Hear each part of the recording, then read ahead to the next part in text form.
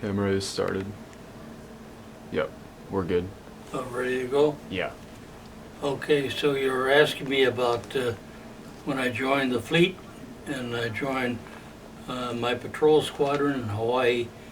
I had finished up my schooling, ABCD, atomic, biologic, chemical warfare, defense, and flew out of Alameda for Hickam, or out of Travis for Hickam, and joined my squadron VP-22 in Barbers Point, Hawaii.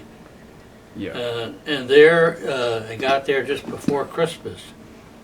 And the squadron had just returned from Iwakuni, Japan. They had all kinds of tales and sagas of fun times that they had, loving of the Japanese people.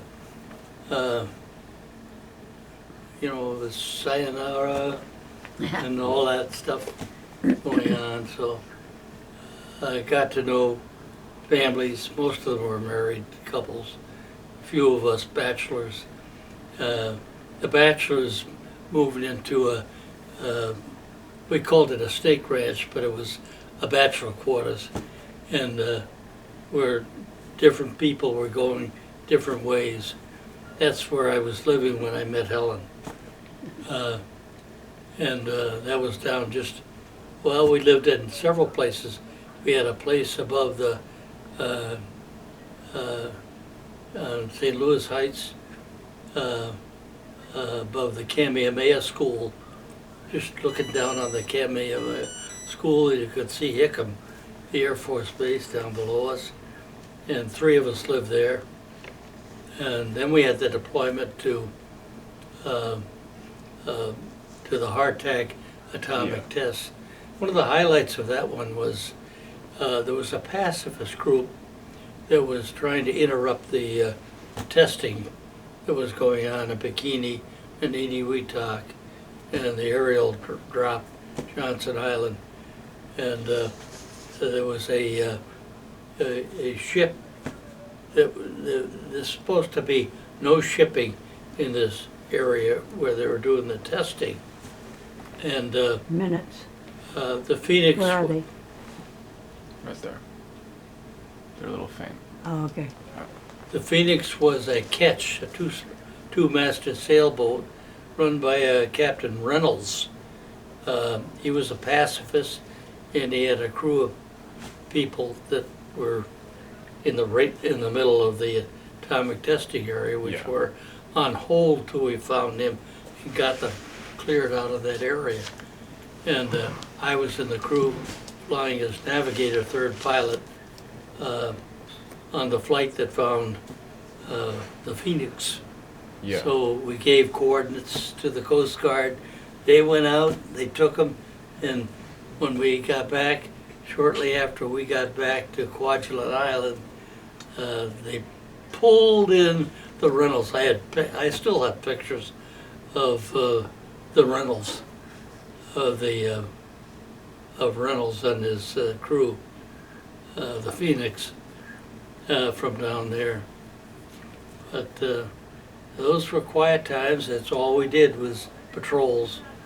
The 5 weeks we were down there, and then the VP-28 stayed there, and we flew back to Barbers Point, and got back to Barbers Point, and that's when I met Helen.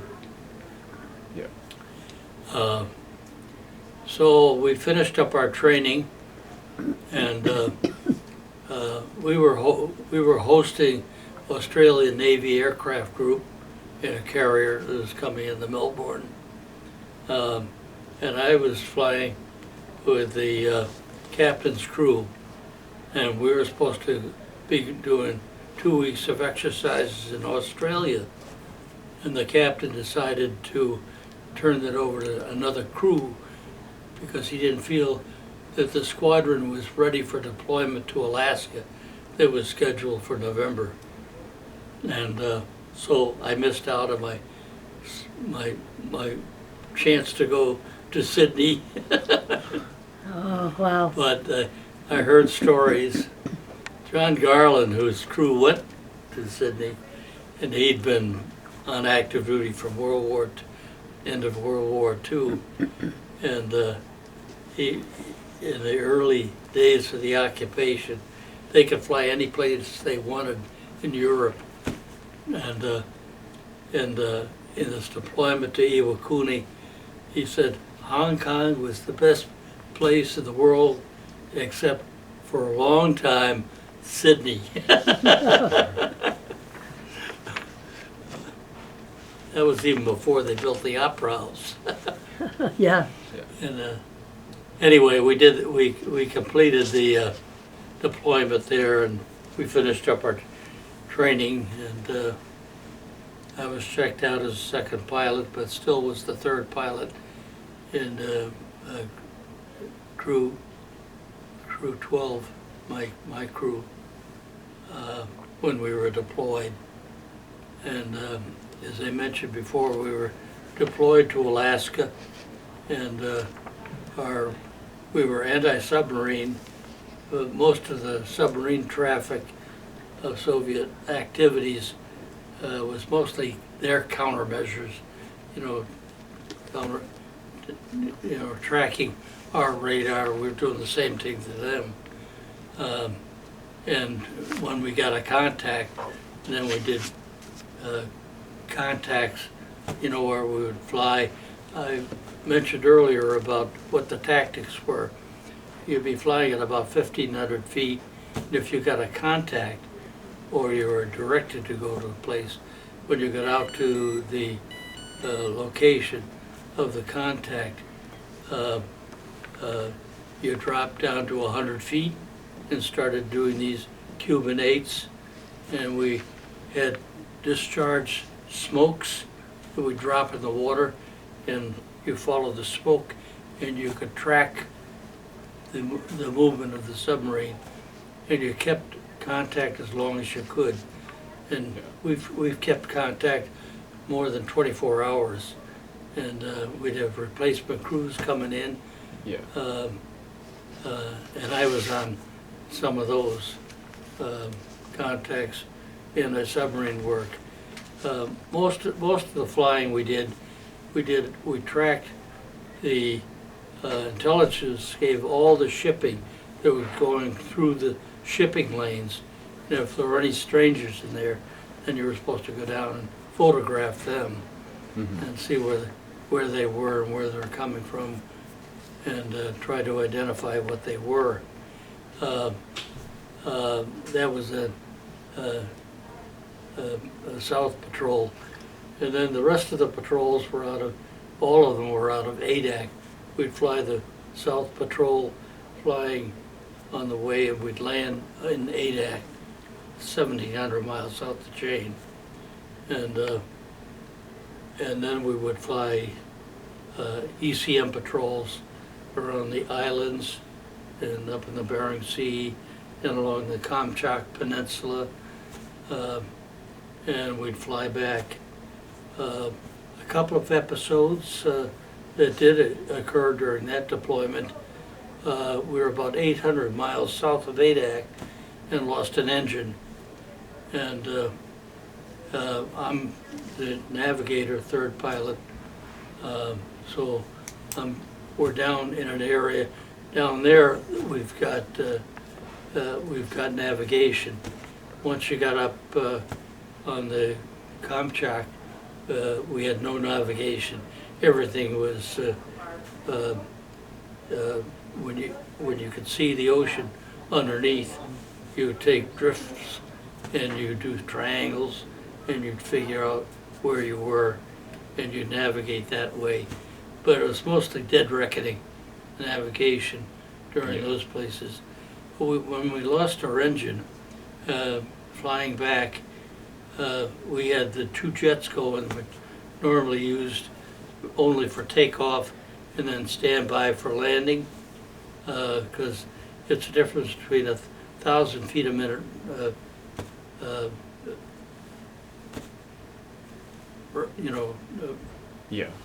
vertical to 4,000 feet a minute Yeah. with 2 jets burn. But we found it was more fuel efficient to turn the jet on, climb up to about 8 or 10,000 feet, then shut the jets down, and pull back on the power and fly on the single engine just enough to keep a slow rate of descent coming back in. And we used less fuel.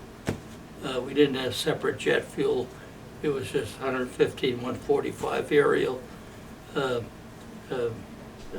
fuel. And so we got back. I think we landed in Shemya, which was a Northwest Airlines stopover on their flights to the Orient. They would fly Electras out there and refuel in Shemya. They had a GCA operator who was fantastic. He could tell you when you're ready for touchdown with his radar reading you, and he could guide you on the taxiways to your parking spot on the airfield. And there were stories that I heard from the Iwakuni deployment of the competition between the 2 best pilots in that squadron. Really? That's another story and not my story, so I won't tell you about that. We'll save that for a cup of coffee or a glass of wine another time. Risley and his buddy Whiskey Jim. Anyway, that's what we were doing. The ECM, mentioned before, there were a couple of occasions where we had a MiG pull and fly wing on us for a little bit. They had shot down some P2Vs, and we flew over the site of one P2V that had a tail sticking out of the shallows where it had been shot down by MiGs. So that was the hazards that you're flying during that period of time. Another time coming back, that was a pretty long flight. When we go up to Kamchatka, we go up to the Diogenes Islands and fly. That's way above Nome, above the Arctic Circle, and we fly back over Nome, back to Kodiak. We got in. The weather was thick, and we couldn't land, and we had to divert and go to our alternate, which was Elmendorf. By the time we got to Elmendorf, we were almost empty tank, almost out of fuel, but we made it in. Air Force never liked to fly into Kodiak because every flight into Kodiak, not flying out, but flying in, there was an outer marker, and after you crossed the outer marker, you were committed to landing. Why? Because of Mount Barometer on the right, and the overrun of the runway was a gravel up the side of the lowlands of the Mount Barometer, which is a 3,000-foot mountain. And when you get down below, you're landing with usually ground control radar approach to landing. You couldn't make a turn because the Old Women was a 800-foot high peak to the left of the runway. You wouldn't be able to climb out fast enough. So anyway, we completed our deployment up there, which was 6 months later, and Dave Walsh and I were the intelligence officers in the squadron, and we were designated to brief the incoming squadron, replacement squadron, that was be taking over the same duties for the next 6 months where we were. And from there, I took leave and flew to Minneapolis. Okay. I'm sorry. And you mentioned earlier that your unit had like a really strong community. You mentioned earlier that your unit had a really strong sense of community. Yes. Yeah. Was that like the most rewarding part? Yes. some of the officers brought their wives up to Kodiak, and they would entertain the bachelors like myself, Yeah. and bring them in, and we do things together.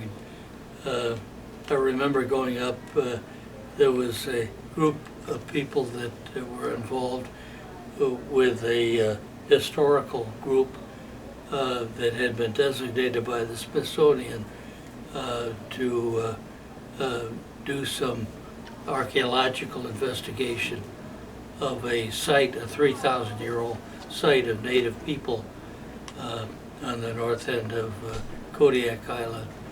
And we got involved in that and, dug up looking for artifacts, looking into where they dumped their garbage and found pottery and stuff like that.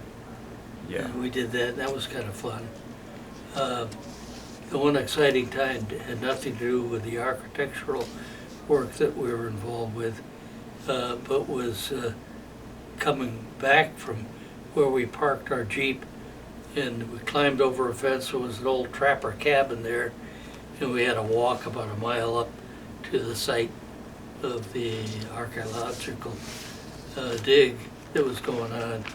And coming back, we started walking back, and there was a moose there that didn't like invasion of its territory, Yeah. and it started chasing us, and we're scattering in 6 different directions and diving over the fence to get Yes. safely back to the Jeep.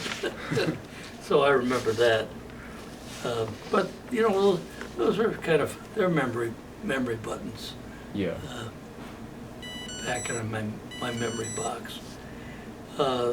So I spent a few weeks in Minneapolis, and I still had a couple of months left. I had sold my car, but I bought a motorcycle, a Kawasaki, Yeah. from one of the chiefs, and that was my transport. But went back into living in our stake ranch down in Waikiki, and did that until I left. We talk about camaraderie and so forth. Whenever we had a departure and the families were leaving the squadron and going back, most of them were going by ship. And Yeah. we'd all go down and do the aloha Yeah. and the singing and the farewells and all that sort of thing at the boat. Mm-hmm. Wish them good bon voyage and good luck. Yeah. Wow. Most of those people that left early, I lost track of them. But some of them I stayed in close touch with. So when I got discharged, I was discharged in California, and I think it was downtown, and they flew us. Well, where did we go? I think I had an airline out of San Francisco for Minneapolis, and then I picked up Helen. We spent a few days with her. She had to get back because she had gotten a job teaching Army brats at Fort Myer Yeah. down in Arlington, Virginia, and I was starting law school at Georgetown. And so I hadn't seen my parents in a couple of years. So Helen was in school getting prayer prepared and setting up her classrooms, and I was doing my thing during the day and finding her an apartment to live and finding her one that turned out to be unsatisfactory because of cockroaches. I said, you're not gonna move in here. She was sensitive to bugs. Oh, gee. And it was hot weather, but in the meantime, I bought a little Volkswagen Beetle, and we spent 3 weeks in a row driving up to Hadley, Massachusetts, where my dad was a professor at UMass, in, in Amherst, Massachusetts, and spending some time with him. And my friend from the squadron, he came and visited a couple of those weekends. Nick Genus. He was an amazing guy too, and my parents lived in a haunted house on 40 acres in Hadley. I've got a book about that, and Elizabeth Porter Phelps was the haunt. And I experienced that, and so did Nick. So that's another story. It's just a sidelight that fills up by, what do they say about memories being a useless collection of nothing but junk or whatever. Oh. But No. and then I started law school, and Yeah. I joined an S2F squadron, VS 661, out of Anacostia Naval Air Station next to Bowling, and out of there we did cruises and 2-week active duties in the summertime, and the summer after we were married back here in Minneapolis, Incarnation, and I took 3 cruises before I could make more money on active duty with the Navy than I could with any McDonald's or place you could get for short-term, work. And drove out to Minneapolis and got there the night before the wedding. Yeah. And then we did our honeymoon, and back to Washington. For 3 years I was a law student. I took my 2 active duties in the summertime, Yeah. and I was all that time doing flying. And then came back to Minneapolis, but I had a clerkship at the Supreme Court with Justice Frank Gallagher, and the squadron that I was joining was a February cruise time, and because I wasn't sure that I was going to have a conflict with that, I decided to go back east and cruise with my VS 661 squadron down to Key West, and that was the episode that was the first of the Cuban Missile Crisis Yeah. that I was involved in. So we were flying out of Boca Chica, which is Key West Naval Air Station, and we would fly southeast to the Cuban coast, and then we'd fly the coast up to Havana Harbor, where the CIA had a Liberty boat that was tracking the shipping coming into the harbor. And our assignment was to fly 1,500 feet, but if we picked up a radar contact, we were to investigate it to make an 8-point around the ship, and then an over-the-top, photograph with high-speed cameras that we carried Yeah. with us. And I had without going into the detail that I explained earlier, my co-pilot was not a member of my crew, my squadron. He was a U.S. Marshal from Colorado, and I had only one other crewman, and that was Chief Pickett in the back. And we're flying our thing. We had taken some pictures of some ships along the coast or on the shipways on our way up to the coast of Cuba.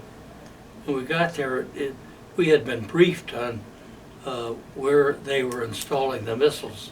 Yeah. And it was right about the point of turn where we would come back. And I made my turn. It was hazy, and I didn't see anything. I'm in the left seat, West is in the right seat. and he's handling the cameras, I'm handling the airplane. And when I started my turn, Pickett said, I've got contacts behind us. I said, should we forget it? And I said, no, our job is to take the pictures. So I turned around and started my slow descent down to the 100 feet that we used for our 8-point turnaround photographing of the ship. And there were 2 gunboats up there. I could see them from about a mile out. I could see them. And as I'm coming in, I'm hearing noise rattling, and I think my props are not synced and I'm turning, but my little instrument on the panel isn't turning. So it looks like they're matched up and they're synced. And then I got Pickett pounding my hard hat on my head. He says, that's 50 millimeter. He was a DD destroyer gunner's mate in World War II. And he knew what 50 millimeter camera sounded like. And so I came down. Now we're coming in close to the airplane, and I'm turning about 60-degree angle to get away from it and pushing down, so I got salt spray coming in my windshield. Yeah. And we were out of range to have, all we had was ultra-high frequency radio contact. And so our relay was at Air Force out of Homestead, and they were supposed to be, and I gave the highest priority flash that we had been, believe we've been shot at by some some gunboats down here, await instructions, and we never got instructions, so we continued to fly along the route, the Kilo flight route that we were flying. And I called several times to Air Force, and I got their Rogers and Charlies and nothing, no instruction or anything else. So much for the Air Force, not just competitive services. But anyway, when we got to Havana Harbor and the Liberty boat there, and I turned in, I now was in range of base radio, got a hold of one of my squadron mates, the officer on duty, Bill Ayton, and they sent an airplane up. Well, I did slow flights and all the rest of that stuff to see if I had any control problems because of being shot at or hit. And it looked like I had control. So we landed the airplane, and Admiral, whatever his name was now, I forget, but he was commandant of the subfleet out of Key West, and he took me and my crew down the main side in Key West, and there I was being debriefed by their intelligence team until about 5 o'clock in the morning. And then we got back, and the squadron was flying back to Andrews, where our squadron was located then. And Andrews Joint Air Facility, that's where Air Force One flies out of these days. And I flew my crew, or Pickett. I don't think West came with him, but Pickett and I flew up to Norfolk, where we were set up to meet Admiral Dennison, who was Comland and SACLAND. He was head of all armed forces in the Atlantic and Europe at that time. And he came in off the golf course in his Aloha shirt, while we're sitting in our uniform and snappy ties and all the rest of that stuff. And he told us what we could tell the press, that they're making announcements to the press. It was spread out across the country, and all the newspapers of the country, and the news hours and all the rest of that stuff about American unarmed airplanes shot at by Cuban gunboats. Uh, So that was that much. I did get to flying back on a Northwest flight back to Minneapolis. The cockpit crew invited me up, and the co-pilot got out of the seat, and I got to co-pilot an Electra flying into Cleveland. Was one of the stops on the way back. Yeah. You know, and I had never flown a jet prop plane before. And I said, "What do I do now?" And he grabs the pilot, has the controls, and he says, "I got it. You can go back, and Wow. I'll get my co-pilot up here." So that was exciting. And when I got back, it was a lot of interviews with television and Yeah. radio and newspapers and all that stuff that the Navy had set up. And but we couldn't tell them very much. We Yeah. couldn't tell them what we found or what the Kilo flight was all about. All was we were on a training exercise, you know, and you know, that kind of rhetoric. So one of the pilots of my squadron was a journalist, and he wanted the story to write it up, but they didn't permit him to Yeah. do that. Was this during the blockade? The blockade was a result of it. Oh. The yeah, blockade so- didn't start till October. Yeah. Yeah. So it was before things got really bad. Well, what happened, the day that we returned, I was supposed to be having martinis and steaks at my friend who's one of the fighter squadron with the Navy down at Boca Chica Naval Air State, the Mhm. Key West Naval Air. And he had the duty that night, and he had to fly my report up to Washington for Kennedy. And when I left Norfolk after the interview with Dennison, Kennedy's Deputy Secretary of Defense Sylvester was there, and I co-piloted his C-47 back to Andrews Air Force Base, coming back up to rejoin my squadron, and then I flew home to Minneapolis. I had moved, and I was about ready to start my clerkship with the court. Yeah. So all of that was just in one of your 2-week active duty? Hmm?